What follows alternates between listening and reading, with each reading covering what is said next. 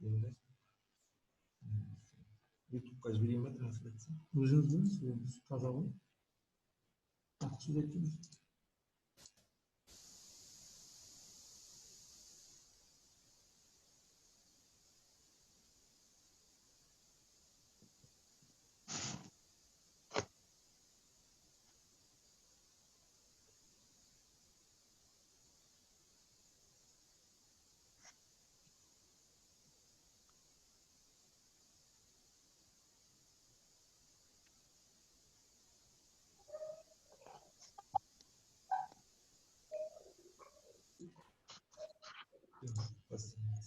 Өзі естіп тұр ма?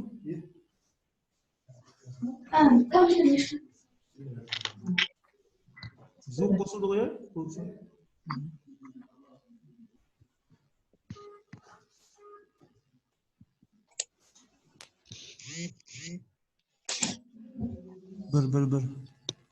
Бір. Естіліп тұр ма? Я шығып тұр. Үміт қатысушылар естіліп тұр ма? Я шығып тұр. Естіліп тұр ғой, иә? Я естіліп тұр. Бастайық сонда. Саламатсыздар ма? Құрметті онлайн конференция қатысушылар, бүгін сағат 11-де Болашақ университеті және Болашақ университетінің жоғары колледжі, Болашақ жоғары медициналық жоғары колледжінің ұйымдастыруымен 31 мамыр саяси қуғын-сүргін және ашаршылық құрбандарын еске алу мақсатында тарих ақтаңдақтарын, репрессия құрбандарын еске алу және өзара ой-пікір бөлісу мақсатында зұлмат жылдар онлайн дөңгелек столына ашық деп жариялаймын. Қатысушыларға рахмет. Негізгі біздің мақсатымыз Қазақстан Республикасының тұңғыш президенті елбасы Нұрсұлтан Әбішұлы Назарбаевтың жарлығымен 1997 жылдың 5 сәуірінде қуғын-сүргін, саяси қуғын-сүргін және ашаршылық құрбандарын еске алу жылы деп жарияланған болатын. 31 мамыр жыл сайын Қазақстан халқы үшін азаттық еске алу күні деп айтылады. Саяси қуғын-сүргін Кеңес одағы тұсында Ішкі істер халық комиссариатының НКВД 1937 жылы 30 шілдегі бұйрығымен бастау алған. Қуғын-сүргін халық комиссары Николай Ежовтың тұсында бастау алып, бұрынғы кулактар, қылмыскерлер, басқа да антисоветтік элементтерді репрессиялау туралы НКВД-ның нөмірі 00447 бұйрығы шығарылған болатын. 1937-38 жылдары КСРО бойынша 1.710.000-нан астам адам саяси айып тағылып, халық жауы деп аталып, тұтқындалып, кемі 725.000 адам атылып, жойылды. Алапат Зобалаң 1937 жылдың 5 тамызынан 1938 жылдың 16 қарашасына дейін созылды. Саяси қуғын-сүргін, геноцид, ашаршылық халқына ауыр зардабын тигізді. 1937 жылы республиканың прокуроры Сүлеймен Исқараев, тамыз айында ағарту халық комиссары Темірбек Жүргенов, Қазақ КСР орталық атқару комитетінің төрағасы Ұзақбай Құлымбетов, денсаулық сақтау халық комиссары Нағметолла Сырғабеков, басқа да елімізге белгілі ғалымдар Санжар Асфандияров, Құдайберген Жұбанов, жазушылар Сәкен Сейфуллин, Ильяс Саншүгіров, Бейімбет Майлин, өнер қайраткерлері Жұмат Шанин, Ресей халық комиссары кеңесінің төрағасының орынбасары Тұрар Рысқұлов, Сауд Арабиясындағы елші Нығмет Нұрмақов, сол кездегі Қазақстан орталық комитетінің бірінші хатшысы Левон Мирзаян және екінші хатшы Садық Нұрпейісовтерді ұсталып, халық жауы болып аталып, кейін атылды. 1938 жылы күзде репрессия тоқтағанмен қуғын-сүргін жалғасын 40-шы жылдардың аяғына дейін жалғасын тапты. Енді бүгінгі дөңгелек столымызға Болашақ университетінің оқушылары, сонымен бірге Болашақ университеті жоғары колледжінің және Болашақ медициналық жоғары колледжінің оқытушылары және оқушылары қатысып отыр. Ортаға тың деректеріңіз болса бөлісіп отыруға шақырамыз сіздерді. алғашқы сөзді оқытушылардан бастасақ. Бізге қосылса Болашақ университеті жоғары колледжінің оқытушылары Бердібаева Гүлмарал Ғаниқызы мен Сейданова Айнұр ханымдар қосылса, сөз сіздерге беріледі. Ол кісілер бар ма екен? Онда әрі дөңгелек үстелімізді жалғастырайық. Болашақ университетінің студенттеріне сөз берейік. Егер бар болса, Алтынбекова Айдана бар ма екен? Айсана бар ма? Бар ма, не дауысым естіліп тұр ма? Естіліп тұрсың даусыңыз. Алтынбекова Айсана, Болашақ университеті ДЕФ 18-1 оқу тобының оқушысы, тақырыбы мәңгі ұмытылмас зұлматшылдар қасіреті деп аталады. Сөз сізге беріледі. Барлықтарыңызға қайырлы күн. Осы бүгінгі біздің талдайтын тақырыбымыз зұлматшылдар деп аталады.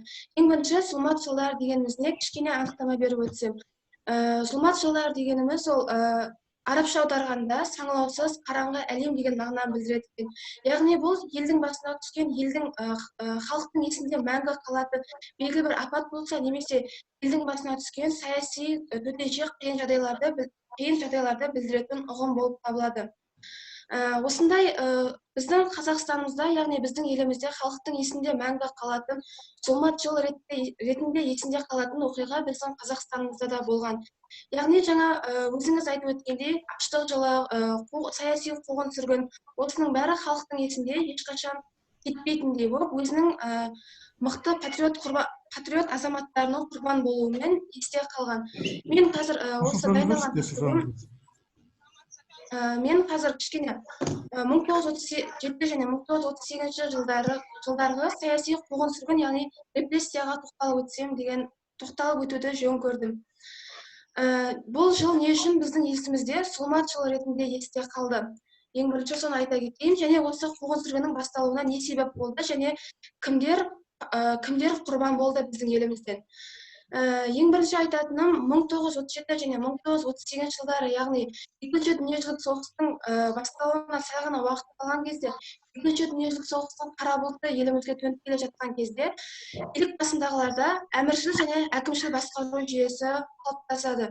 Яғни әділетсіз, халықты езгіге ұшырату, шындықты айтқан адамды жазалау, немесе шындықты қабылдамау, тек былайша айтқан кезде тек қана өздерін ойлайтын басқару билік жүйесі қалыптасты. Осыны байқаған біздің еліміздің мықты жазушылары, мықты ақын жазушылары, қаламгерлері шындықты бетке айту мақсатында өздерінің өлеңдері арқылы сол билік басындағылардың дұрыс еместігін жеткізуге тырысқан болатын. Бірақ та билік басындағылар олардың шындығын тура қабылдамай, олардың шын сөзін өтірікке шығарып, оларды сөзін айтқанда халық жауы ретінде көрсетіп отырды. Және де сол кездері құрбан болған біздің белгілі қаламгерлеріміз, яғни Шәкәрім болды ол кездері, Міржақып Дулатов, Мағжан Жұмабаев секілді, біздің Ахмет Байтұрсынов секілді үлкен азаматтарымыз сол кездері шындықты айтқан үшін ату жазасына кесілген болатын. Ол кездері мысалы Шәкәрімнің өлеңдерін оқуға тыйым салды, себебі ол кісі билік басындағылардың қаншалықты өтірікші екенін өзінің өлеңдері арқылы жеткізуге тырысқан болатын. Бірақ билік басындағылар ол кісінің өлеңдерін оқуға тыйым салып, керісінше ол кісіні барынша халық жауы етіп көрсетуге тырысып, ол кісінің шын сөзін өтірікке шығарып, ол кездері Шәкәрімнің аты тек жаман жағынан ғана шығып отырды. Сол секілді басқа да, мысалы, Міржақып Дулатұлы өзінің Оян қазақ атты өлеңімен қазақтың көзін шындыққа жеткізуге тырысқан болатын. Мағжан Жұмабаев та өзінің қанша шындық деп шырылдап жүрген қаншама қазақ ақындары сол кездері биліктің былайша айтқанда құрбандары болды. Бар болғаны қазақ халқының көзін ашуға және де шындыққа жетелегені үшін құрбан болған болатын. Және де қазіргі ескере кететін жайт, қазіргі кезде еліміздің бір түрінде осы зұлматшылдар қасіреті деген осы сол кездегі оқиғалардың құрбаны болған адамдарды былайша айтқанда құрметтеп еске алу іс-шаралары өте көп болады. Менің ойымша, кезінде осы қазақ деп шырылдап, елім деп шырылдап, шындық деп шырылдаған адамдардың аттары ешқашан өшпейді және халықтың есінде мәңгі қалып, соларды құрметтеп өтеді деген сенімдемін. Рахмет, Айсана ханым. Сіздің сөзіңізді қорытындылайын. Ресми деректерге сәйкес Қазақстанда 103 мыңнан астам адам қуғын сүргінге ұшыраған екен. Оның 25 мыңнан астамы ату жазасына кесілген. Бұлардың көпшілігі ғалымдар, мәдениет және саясат саласының қайраткерлері және дәрігерлер болған. Өздеріңіз білесіздер, репрессия жылдарында Қазақстанға 800 мың неміс, 102 мың поляк, 19 мың корей, 507 мың солтүстік Кавказ елдерінің өкілдері жер аударылған. Сонымен қоса қазақ жеріне Қырым татарлары, түріктер, гректер, қалмақтар, өзге де ұлт өкілдері көшіріліп келіп, жалпы елімізге 1.500.000 адам жер аударылған болатын. Сонда көрсеңіздер, бұның барлығы да біздің қазақ халқына төніп отқан үлкен геноцидтердің бірі болып саналады. Рахмет қосқан пікіріңіз үшін. Келесі сөзді, егер болса, Азаматова Зарина Ардақ-қызына берейік. Ол кісі бар ма екен? Сәлеметсіз бе? Иә, бармын. Даусым естіліп ме? Естіліпті, сөз сізге беріледі.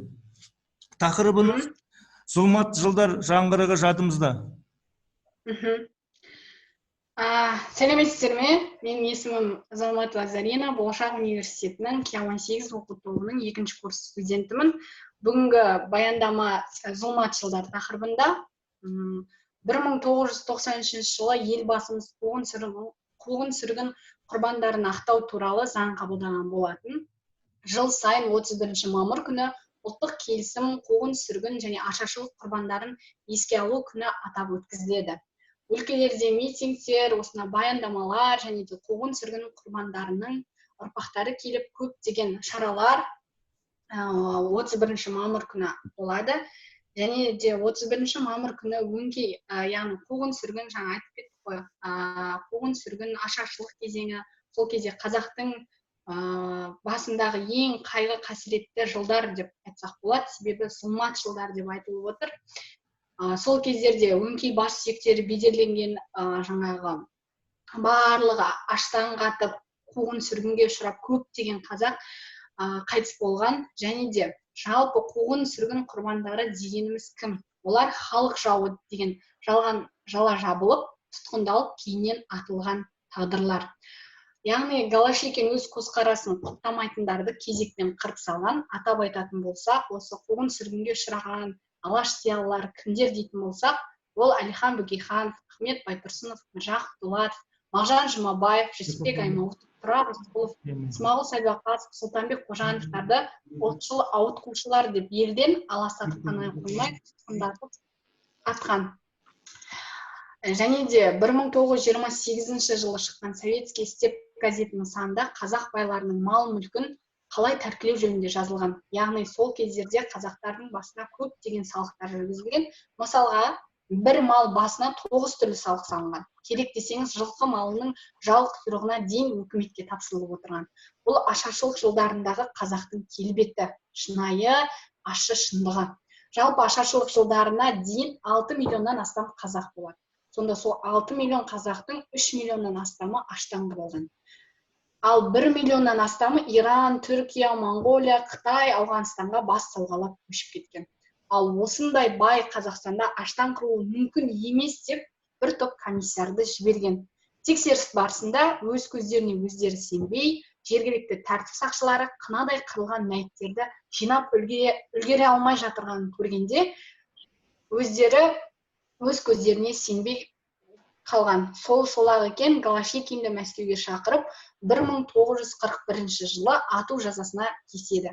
Бүгінгі күнге дейін Голощекин әлі ақталмаған, себебі бейбіт кезде қолдан ашаршылық жасаған осы Голощекин болған. Қазаққа түрлі салық салып, алаш зиялыларын қуғын сүргінге ұшыратып, қазақ үшін, қазақтың бейбіт ел үшін, жер үшін, ұрпақ үшін өз жандарын пида еткен қазақ зиялыларын қуғын сүргін құрбандары еткен. Және де көптеген азаптау вагондары бар. Келесі экспонатқа келетін болса, ол Созақ және Адай көтерілісінде арналған. Ең көтерілістердің бір ошақтысы, ең бір бастысы деп айтуымызға болады, осы Созақ көтерілісі. Жалпы Қазақстанда 372 шаруалар көтерілісі болса, қанды сұрапыл оқиғасымен тарихта қалған осы Созақ көтерілісі. Ол көпке созылған жоқ, небәрі бір-ақ аптаның ішінде ешқандай қарусыз қазақтарды пулемет автоматтарымен қаруланғандар қырып салған. Көтерілісті басқарған хан Сұлтанбек Шалағұлы өзінің көмекшілерімен бірге көтерілісте қаза тапқан. Бұл көтеріліс созақ көтерілісі деп аталады. Саяси қуғын сүргін нәубеті 1937-38 жылдары өзінің шарықтаған шегіне жетеді. Яғни НКВД-ның 3-ақ кісіден құрылған үштіктері пайда болады. Ешқандай соттың үкімінсіз сол үштік тұтас халқымыздың тағдырын шешіп отырған. Яғни бір түнде келіп жазықсыз адамдарды тұтқындаған, олардың бәрі тұтқындалып қойылмай ату жазасына кесілген. Жалпы қуғын сүргін нәубеті біздің оңтүстікті де айналып өтпеді. Біздің өңір бойынша 2500 адам атылған. Республика бойынша 25.000 адам халық жауы деген жалған жаламен ұсталып, ату жазасына кесілген. Осы кезде залдың қақ ортасына қызыл түсті қабырғаға сары түспен ат деген кім, атқан қайсың, қаным қайда төгілген, қабірім қайда көмілген деген Әбілда Тәжібаевтың бір шумақ өлеңі жазылған. Осы бір ғана өлең шумағы репрессия құрбандарының ұранына айналғандай әсер қалдырған. Баяндамамның және де Қандыкөл баскесерлер ұлт зиялыларын атып қана қоймай, олардың әйелдерінде халық жауларының әйелдері деп Ақмола, Қарағанды облыстарында түрмеге қамалады. Алжир, Ақмола, Қарағанды облыстарының 2.095.239 гектарын алып жатқан ГУЛАГтың бір бөлімшесі.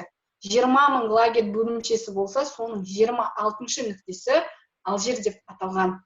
Яғни осы көптеген түрмелерде халық жауларын, алаш зиялыларын, әйелдерін, отбасын, осының барлығын осы түрмеге қамаған, азаптап өлтірген және де ату жазасына кесілген. Және де осы Акмолинский лагері және изменников родины, яғни отан сатқындарының халық жауларының әйелдері отырған түрме. Ол жерде ең зиялы деген адамдардың әйелі отырды. Тұрар Рысқұловтың, Ұзақбай Құлымбетовтің, Смағұл Сәдуақасовтың, Сұлтанбек Қожановтың тағы басқа әйелдері 5-10 жыл аралығында өздерінің кесімді мерзімін өтеп шыққан. Олардың көрмеген қорлығы жоқ. Қанша түрмеден ең қызықты нәрсе, қанша түрмеден қиындық көрсе де, ол кісілер ұзақ жасаған. Көптеген түрмелердің ішінде азаптау вагоны болған, ұлт зиялыларының халық жауы деп мойындату мақсатында түрлі жаза түрлерін қолданып отырған. Ал соңында бұлардың барлығын номер 58-ші статьямен халық жауы деген жалған жала жауып, ату жазасына кесіп отырған. Азаптау вагонының бейнесінде жасалған экспонат неткен сұсты, неткен қаһарлы. Осы баяндамамның соңында бүгінгі ұйымдастырушы апайларға көптеген алғысымды білдіремін. Себебі біз осы жұмат жылдар, яғни біз үшін, жас ұрпақтар үшін, өскелең ұрпақтар үшін өз жанын пида еткен алаш зиялыларын еске алып, көптеген ақпараттарды танып жатырмыз. Осы ақпараттарды білу арқылы, ақпараттарды тарату арқылы біз өзімізге үлкен жауапкершілікті аламыз. Себебі Қазақстанның болашағы жастардың қолында. Егер біз тарихымызды білмесек, біздің ата-бабамыздың қандай қасірет шеккенін білмейтін болсақ, осындай баяндамалар, осындай жаңағы ұйымдастырушылар көптеген нәрселерді ұйымдастырмаса, яғни жастар өз тарихын білмеуі мүмкін. Ең бірінші тарихымызды білуіміз керек.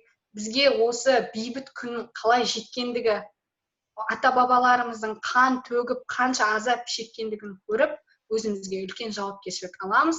Құрметті жастар, құрметті Қазақстанның болашақ жастары, сіздерге зұлмат жылдарды, басқа да тарихымызды, өзіміздің біз үшін, жас ұрпақтар үшін, өскелең ұрпақтар үшін жанын пида еткен аға апаларымызды еске алып, олардың жасап отырған істерін келер ұрпаққа және де өзімізде ортада көптеген үндеу арқылы, білу арқылы, бір-бірімізге тарату арқылы ақпаратты біліп отыруымыз қажет деп ойлаймын. Рахмет. Рахмет сізге, Зарина ханым. Сіздің сөзіңізді әлі жалғастырайын, тың директоры бөліскеніңізге рахмет. Құрметті әріптестер, құрметті оқушылар, дөңгелек столымызды жалғастыруға рұқсат етіңіздер. Халық жауларын анықтау бойынша қатаң саясаттың салдарынан қуғын сүргінге ұшырағандардың өздері ғана емес, олардың жақындары да зардап шекті. Олар үшін Қазақстанда Алжир, отанына опасыздық жасағандардың әйелдерінде қамалған Ақмола лагері, Қарлақ, Қарағанды халық лагері, еңбекпен түсу лагері, Степлак, саяси тұтқындарға арналған лагері, арнайы лагерьдердің жүйесі құрылған. Соның ішінде ең ірісі сіз айтып өткендей, бұл Алжир. Бұл Алжир лагері 1937 жылы 15 тамызда Ақмола қаласының жанындағы Малиновка дейтін елді мекен жанынан құрылған. Жаңа сіз айтқан деректен өте дұрыс. Сол Алжир лагерінде Қазақстан лагерлері бойынша 62 ұлт өкілдері жазасын өтеген. Әйелдер күніне 18-20 сағат жұмыс істеген. Алжир лагерінің жанында Жалаңаш деген көл болған. Онда әйелдер қамыс шауып, олар күніне 40 бау қамыс жинауға міндеттелген. Олардың еңбектеріне бір тілім нан да тамақ та бермеген. Оны өздеріңіз кинофильмдерде көріп жатсыздар. Әбден ауыр және мемлекет қоғам қайраткерлері, әйелдері мемлекет қоғам және елімізге белгілі, одаққа белгілі ғалымдардың әйелдері осы жерде еңбек еткен. Бұл қазіргі кезде көптеген фильмдер көрсеткен кезде өздерің көрдіңіздер. Жақында Алжир деген кино қазірде болып жатыр КТК арнасында. Сонда жергілікті халыққа біздің тұрғындар қолдарына аппақ құрт лақтырғанын көрдіңіздер ғой. Оны олар басқаша тас деп ойлап, кейін жеп көріп, дәм көріп, сонымен де көпшілігі аман қалғанын білдіреді. Жақсы мәлімет бергеніңізге көп рахмет, Зарина ханым. Баяндамаңыз сәтті шықты, рахмет сізге. Әрі қарай жалғастырып отырсақ, енді бізге мұғалімдер қосылса, болашақ университет жоғары колледжі және болашақ жоғары медицина колледждері қосылдыңыздар ма? Құрметті әріптестер, енді кезекті сөзді болашақ жоғары колледжінің оқытушылары Бердібаева Гүлмарал Ғаниқызына беріледі. Тақырыбы зұлмат жылдар жаңғырығы. Гүлмарал ханым, сөз өзіңізде. Қазір 1 минут саламатсыздар ма? Қазір міне Гүлмарал. Саламатсыздар. 31 мамыр бүкіл қазақ баласын көкірегін қарс айырып бір сәт күрсінген. Өлгенге иман, өткенге салауат тілейтін күн. Қаскөй саясаттың қан құйлы қасап қыспағынан қапыда мерт болған қаншама қазақ баласы жұқтайтын күн. 20 ғасырдағы саяси қуғын-сүргін мыңдаған жазықсыз адамдардың қаны мен көз жасына суарылған тарихымыздың шерлі беттерінің бірі болып саналады. Әкімшілік, жазалаушы жиі еңбектенген сәбиді де, еңкейген кәріні де, болмысы нәзік әйелді де аяған жоқ. Біздің ендігі жердегі борышымыз осы қан құйлы жылдардың оқиғасын, оның жазықсыз құрбандарын еске алып, оны әрдайымда есімізге салып отыру. 20 ғасырда қазақ ұлты тартқан ең ауыр зардап осы зұлматты жылдармен байланысты. 1931-33 жылдардың ашаршылығы миллиондаған қазақтың басын жұтты. 1937-38 жылдың репрессиясы қазақты бетке ұстар қаймағын қынадай қырып салды. Қызыл империяның қаны тамған заманда елімізде 20-дан астам лагер жұмыс істеп, оларда 800 мыңнан астам асыл азаматтарымыз азап шекті. 1937-38 жылдар аралығында 103 мың адам қуғындалып, 27 мыңнан астам адам атылды. Бұл күні тек қуғын-сүргін құрбандарының туған туыстары ғана емес, бүкіл ел бабалар рухына тағзым етеді. Кейінгіге ұрпақ тәуелсіз тұрғыдан қалған боздақтарын ұмытпауы тиіс.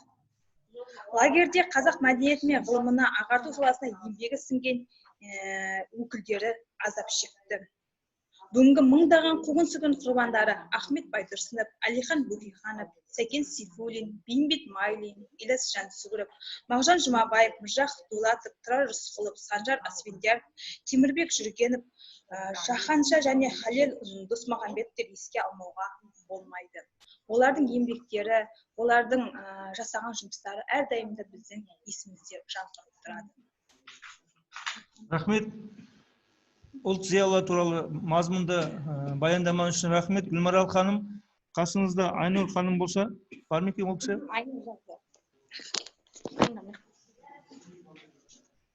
Саламатсыз ба Айнұр ханым?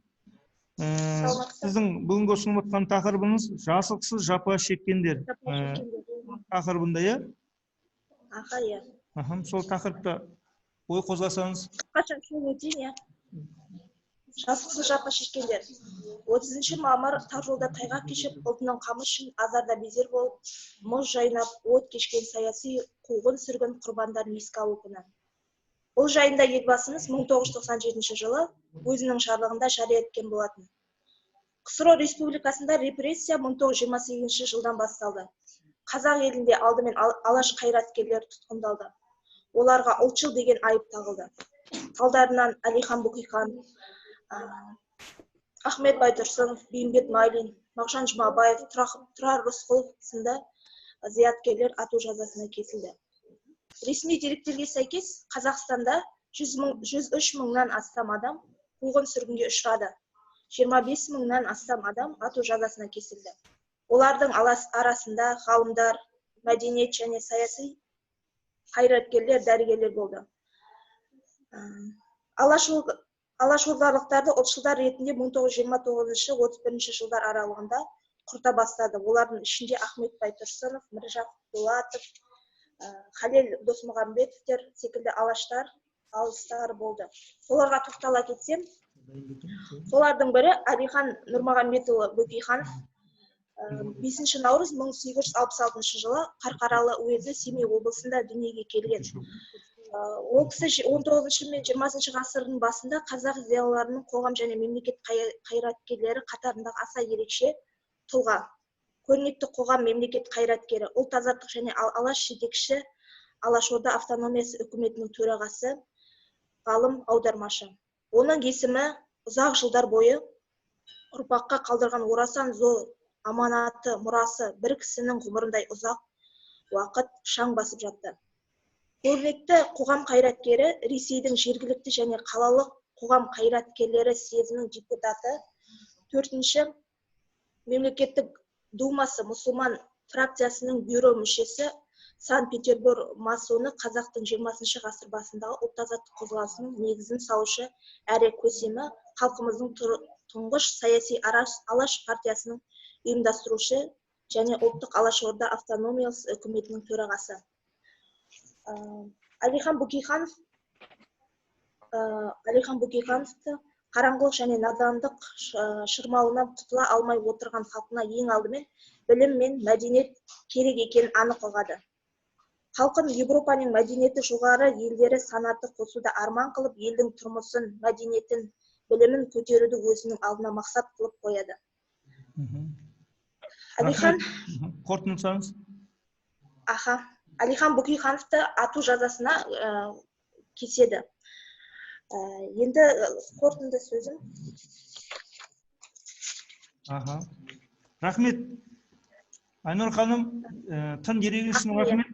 Сіздің сөзіңізді жалғастырайын әрі қарай. Тарихи деректерге сүйенсек, 1921-1954 жылдар аралығында КСРО-да шамамен 3.777.000 адам қуғын сүргінге ұшыраған екен. Оның 642 мыңға жуығы өлім жазасына кесілген. Әлі біз ақтаңдықтарды толықтай ақтап болғанымыз жоқ. Ғалымдар бұл мәселені әлі шешіп жатыр, зерттеп жатыр. Сондықтан әрі қарай конференциямыздың дөңгелек столын жалғастыру үшін болашақ жоғары медицина колледжінің оқытушыларына және оқушыларына сөз берейік. Медицина жоғары колледжінің оқытушылары қосылды ма? Құрметті әріптестер. Медициналық колледж қосылды ма? Тыңдап тұрсыздар ғой? Онда Жарасова Дана ФД 9-17-6 тобының оқушысы, тарихтан тағылым өткенге атты тақырыппен, жетекшісі Сәрсенбаев Ерлан. Барсыз ба? Бармын. Сөз сізге беріледі, Дана. Саламатсыз ба, мен жоғары медицина колледжінің студентімін. Менің жетекшім Сәрсенбаев Ерлан Жұмажанұлы. Менің есімім Жарасова Дана Мұратқызы. Менің негізі қазіргі таңда бұл онлайн елімізде болып жатқан төтенше жағдайға байланысты қазіргі таңда мен онлайн баяндамада сізге таныстырып айтқым келіп отыр. Менің қазіргі баяндамам тақырыбы тарихтан тағылым өткенге тағзым. Біз негізі өзіміздің өткенімізді білмей болашаққа бірде-бір қадам жасай алмаймыз. Біз өткенімізді білмеуіміз қажет. Менің негізі айтайын дегенім, түгел бұл ашаршылық, бұл біздің қазақ ұлтын түгелдей жойып жібере жаздады.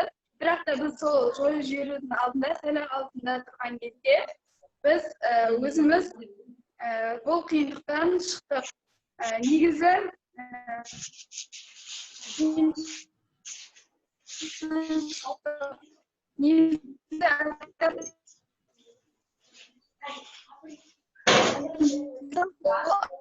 ашаршылық 1918 жылдан басталғандықтан қазақ елімізде бұл ашаршылық 3 рет болды.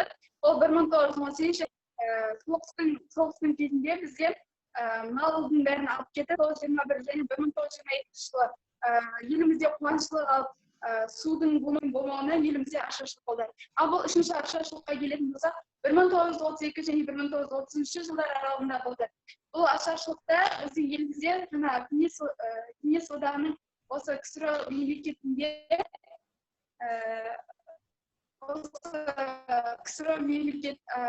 кеңес одағының өзінің қолданыстаған ашаршылығы болды.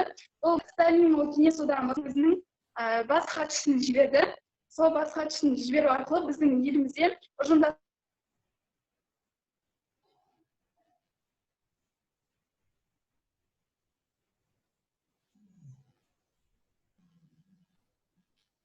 Дауысы естіліп тұр ма, Дана ханым? Дауысы естіліп тұр ма сізге?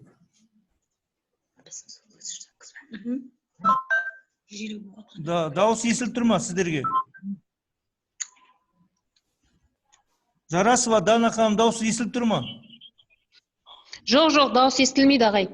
Онда әрі жалғастырайық дөңгелек үстелімізді. Рахмет, Дана ханымға үзіліп кетіп отыр техникалық. Жаппар Малика бар ма екен? Дөңгелек столда қатысып отыр ма? Құрметті әріптестер. Жаппар Малика. Малика бар. Бар. Сөз Жаппар Малика ФД 9-17-6 оқу тобының оқушысына беріледі. Жетекшісі Байділдаева Динара. Сізді тыңдап отырмыз, айта беріңіз. Жаппар Малика.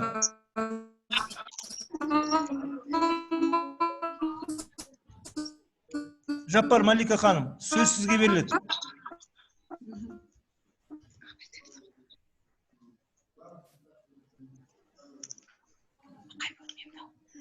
Малика.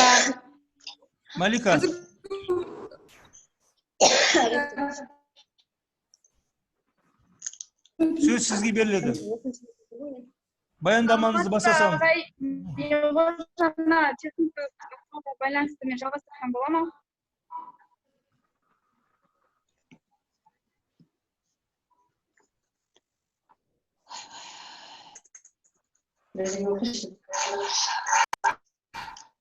Менде техникалық ақаулар болып жатыр еді.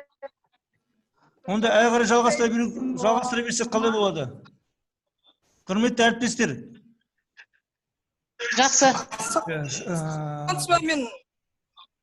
Жоғары медициналық колледжі оқытушылар тыңдап тұрсыздар ма? Құрметті оқытушылар. Серікбай Нұрсәуле бар ма екен? Серікбай Нұр бар ма? Серікбай Нұрсәуле бар ма екен? Малика, айтып кетсем болады ма екен менде? Бар ма? Қосылып атсыз ба? Малика қосылып жатыр ма?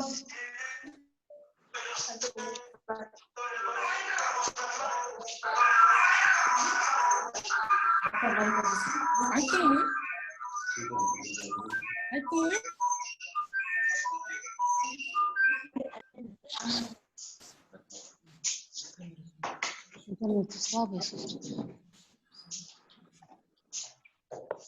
Медициналық жоғары колледжі.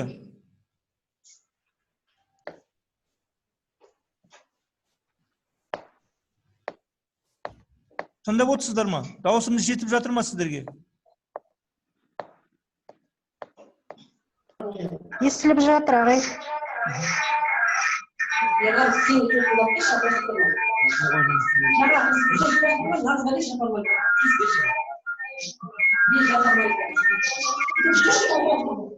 Мен Жаппар Маликаның өзінің ақпаратында айта берсем болады ма?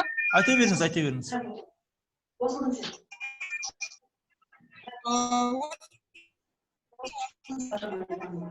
Запар Маликамын, жетекші Байділдаева Динара.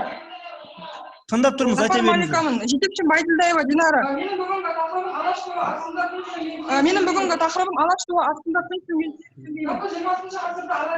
жалпы 20 ғасырда ала келетін болсақ, біздің қазақ елі бүгінгі ұрпаққа айтылмаған, жеткізе алмаған көптеген қиыншылықтарға душар болды.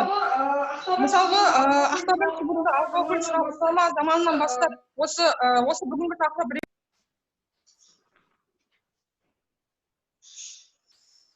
репрессияға шейін көптеген жағдайлар болды.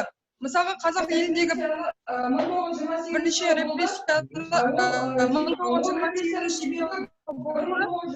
ол репрессияның республиканың саяси экономикалық жағдайын жақсартуға келген еді. Біздің қазақ үкіметіміздің бірінші хатшысы ол Қазақстанға ұлы қазан революциясын пайдасы келмейтінін айтып, және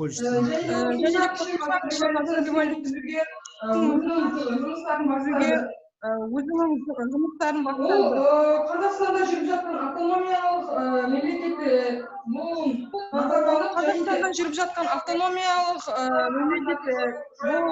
назарланып, және де автономиялық мемлекет айта кететін болса, Қазақстан ойлап отқан саясатындағы зиялылардың бәрін шетінен соттап, сот жауы ретінде немесе әлеуметтік Жетекшісі микрофонды өшірсеңіз сіз, Динара ханым. Жаман элементтер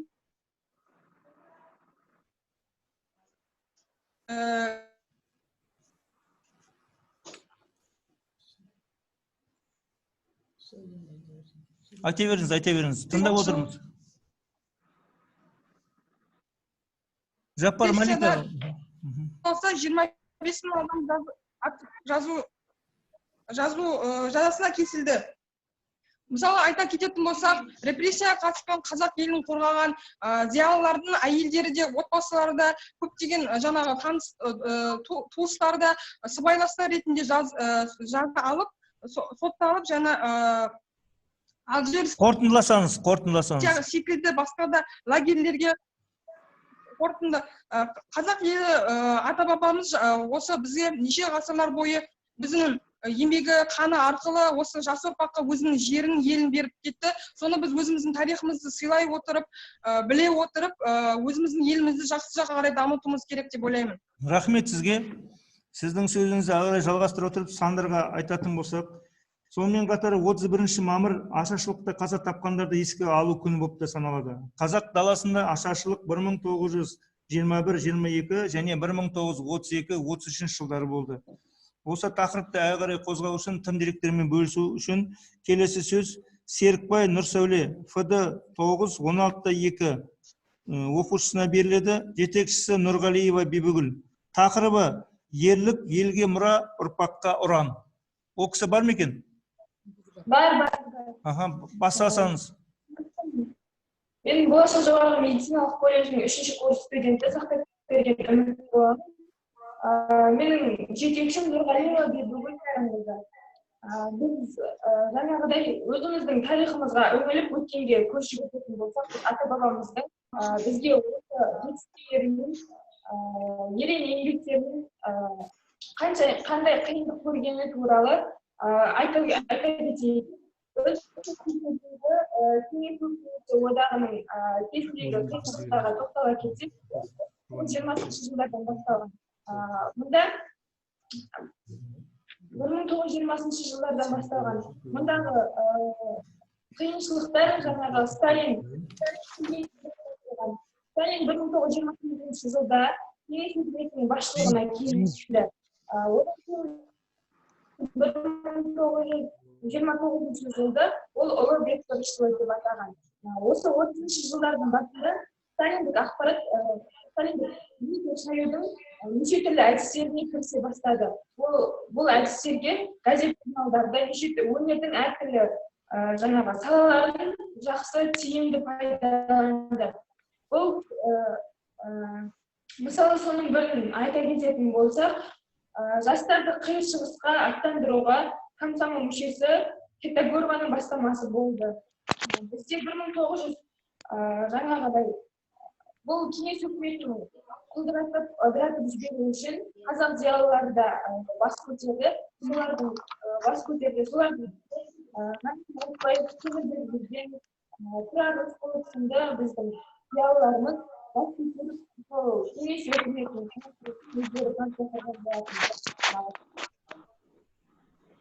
бұл кісілер Қорытындыласаңыз.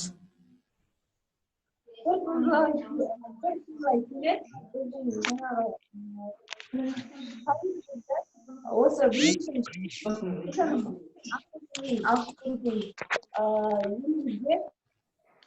тарихымызды біліп, жаңағыдай осы жастар қазіргі таңдағы жастар құрметпен қарап, сол кісілерді еске алып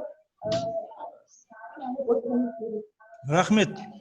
Сөзіңізді әрі жалғастыра отырып, құрметті дөңгелек столға қатысушылар, 2012 жылы Астана қаласында ашаршылық құрбандарының рухына тағзым атты монументтің салтанатты ашылуына Қазақстан Республикасының президенті Нұрсұлтан Әбішұлы Назарбаев қатысып, 1932-33 жылдардағы болған ашаршылық адамзат тарихында ең қасиетті кезеңнің бірі деп атап өткен болатын.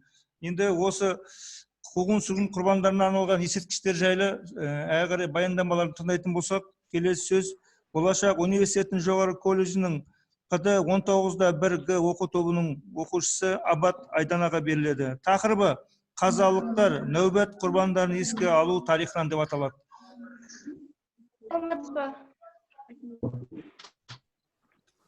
Жалғастырыңыз. Мен тақырыбым қазақтар нәубет құрбандарын еске алу тарихынан. Яғни мен айта өтсем, 1931 және 1932 жылдардағы ашаршылық пен 1937-1938 жылдардағы саяси қуғын-сүргін ұмытуға болмайтын кезең. Бұл ретте жекелеген адамдардың ғана емес, тұтас халықтың тағдыры таразы басына тартылған кезең. Яғни нақтылап айта кететін болсам, сол қиын кезеңде елінде еміренген ұлт көсемдері мен зиялы қауым өкілдері атылып кетті. Қатал тоталитарлық жүйенің барлық ауыртпалығын қазақ халқымен бірге неміс, поляк, түрік сынды және жер аударылған өзге ұлт өкілдері де көтерді. Қазақ халқын қазақтардан тәуір тапқанда қатарында кәріс ұлтының өкілі Қазалы ауданынан Анатолий Сойда бар еді. Балалық шағы Арал теңізімен тығыз байланысты қария қиын кезеңдегі қазақтардың қолдауы мен көмегін ерекше еске алды. Қазалыда болашақ жары Мариямен танысып отбасын құрды. Бала тәрбиелеп немере сүйді. Сондай-ақ ол істе абыройлы еңбек етіп зейнеткерлікке шықты. Бүгінде Анатолий мен Мария Қазақстаннан өзге елге көшіп және де Қазақстан біздің отанымыз дейді ол қариялар. Және де қазақтар репрессия құрбандарын еске алу жөнінде Әйтегенов кентінде Астана көтерілісінде 31 мамыр және ашаршылық құрбандарын еске алды. Бұл қасірет біздің өмірімізде де оңайшылықпен өткен жоқ. Қазақтар арасында кезінде білім бөлімін басқарған Нұржан Баубек, Қазақстан Республикасының жоғары сотының төрағасы Қазмұхамед Күлесов сияқты 400 қуғын-сүргін құрбаны болды. Және де жассыз жаланың құрбаны болған азаматтарды еске алып, оларға тағзым етті. Қасірет пен зобалаң шақтарда құрбан болған азаматтарға тағзым етуге арналған шарада театрландырылған көрініс көрсетіліп, құрбандарға 1 минут үнсіздікпен еске алынды. Қорытындыласаңыз.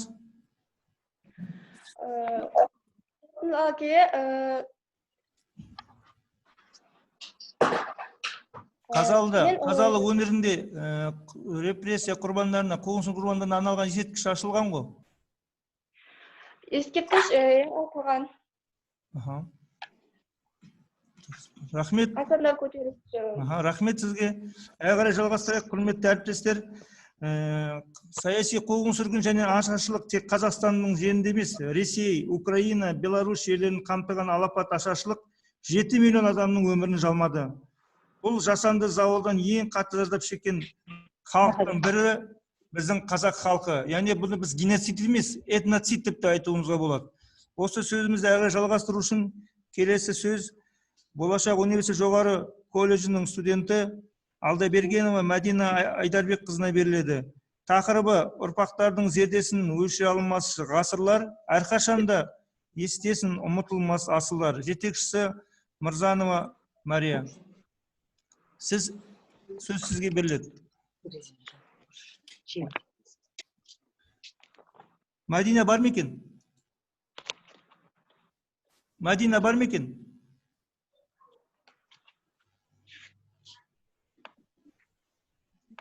Құрметті әріптестер, оқушылар, Мадина бар ма екен?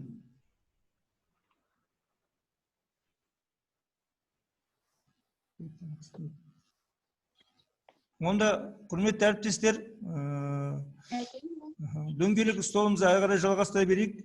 Тарихи деректерге сәйкес 1932-33 жылдары ең кемі 2 миллион қазақ аштыққа ұшыраған екен. Ал 200 мың қазақ басқа мемлекеттерге көшіп кеткен. Сонда бұл зұлматтан сол заманның өзінде біз 3 миллионнан аса өзіміздің қандастарымыздың айырылғанын көрсетіп отыр. Бұл зұлмат тарихта болмаған қасиеттердің бірі. Сондықтан 31 мамыр саяси қуғын-сүргін және аштық құрбандарын еске алу деп аталу өте заңды құбылыс. Сөзімізді қорытындылайтын болсақ, советтік тоталитаризм заманында жаппай саяси қуғын-сүргін шындығы ашылуда. Террор құрбандарын әруағына құрмет көрсету, тұрақты ұдайы еске алу бүгінгі әділет сүйгіш ұрпақтың перзенттік парызы және міндеті болып табыла береді. Және бұл да аштықтың құрбандары, саяси қуғын-сүргін құрбандарды болашақта сіздердің жас ғалымдардың, тарихшылардың арқасында әлде зерттеледі деп ойлаймын. Бүгінгі дөңгелек столға қатысқандарыңыз үшін алғысымызды білдіреміз. Қорытындысында амандық болса, барлықтарыңызға қатысқандарыңызға сертификаттармен марапатталасыздар. Барсыз ба? Мадина, келдіңіз ба? Мадина, қосылыңыз оны, қосылыңыз. Техникалық ақауларға байланысты. Сөз сізге беріледі. Мен өзімді ойымды айтайын деп едім. Айтыңыз. Рахмет. Жаңағы үш ашаршылық болды ғой. Осы ең соңғы ашаршылығы 32-ші және 30-ші жылдары болды. Бізде ашаршылық ол жаңағы КСРО билігіне Сталин келгеннен кейін Сталиннің хатшысы Голошокинді біздің Қазақстан мемлекетімізге жіберген болатын. Және ол кісінің өзінің ұжымдастыру арқылы бүкіл қазақ халқының малдарының бәрін бір жерге біріктіріп, және зауыттар мен фабрикалар салу болды. Және бізден алынған малдардың бәрін шетел асырып экспортқа жіберіп отырды. Сол кезде біздің елімізден сол кезде аштықтар бола бастаған тұғын, бізде өзімізде малдардың бәрін жинап алып, шетелге экспортқа жіберіп, және жаңа зауыт фабрикалар салдыру үшін біздерге техникалар мен заттарды алдыртқан болатын. Бірақ сол жылдары шыққан газеттерде біздің елімізде ешқандай аштық болып жатыр деген хабар болмаған тұғын. Біздің елде сол кезде аштық болып жатқан тұғын. Негізі біздің елімізде көптеген зиялы қауымдар мен зиялы өкілдердің бәрін қырып жойып, қазақтардың бәрін түпкі тарихымен бірге жоғысы келген болатын. Сол кезде бізде қазақи зиялы адамдарымыздың бес арысымыздың және үш бәйтерегіміздің тағы да басқа өзінің және қаншамасын жер аударып, Ресей аударып жер аударған болатын. Қаншамасын түрмеге жатқанда болатын. Және оларды тек қана жер аударып, өлтіріп ату жазасына кеспей, олардың туысқандарын да, оларға қатысы бар адамдардың бәрін ату жазасына кескен болатын. Негізі айта беретін болсақ, бізде халқымыздың 70-80%-іне дейін ату жазасына кескен болатын. Түгелдей біздің халқымызды жоюға бағытталған болатын. 80%-ге дейін біздің қазақ халқы жойылып кетті. Негізі қазіргі таңда егер олардың бәрін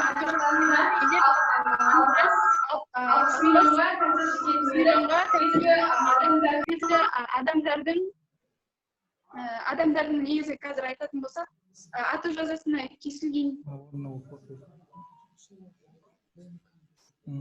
кесілгендердің саны, нақты саны белгіленбеген. Сөйлейін десем сандардай бастайды демекші. қаншама адамдар аты жазасына кескен болатын. Осы 31 мамыр бізде елімізде адамдарды еске алып келеді. Мысалы келген болсақ, адамдарға ескерткіш салынған болатын. Оның ұзындығы 10 метр. 10 метр ескерткіш салынған болатын. Осы біздің адам ұшыраған болатын. Оның 114 адамы түрмеге отырғызылып, қалған адамдардың Рахмет, қорытындыласаңыз. Біздің Қорытындыласа, осы біз елімдеп, жерімдеп, жер астына кірген қаншама қазағымыз бар. Біз бірақ оған мойынсұнбай, осы қиындықтан, ашаршылықтан өттік. Және қазіргі таңдағы төтенше жағдайға байланысты осы індеттен де біз айырылып, осы қазіргі қиыншылықтан да алға қарай ұмтыла береміз деген ой бар. Және біздің еліміз өркендеп, дами бастайды. рахмет сізге. Құрметті әріптестер, құрметті оқушылар, тақырыпқа байланысты сұрақтарыңыз болса, ортаға салып отырсаңыздар. Егер сұрақтарыңыз болмаса, жалғастырайық.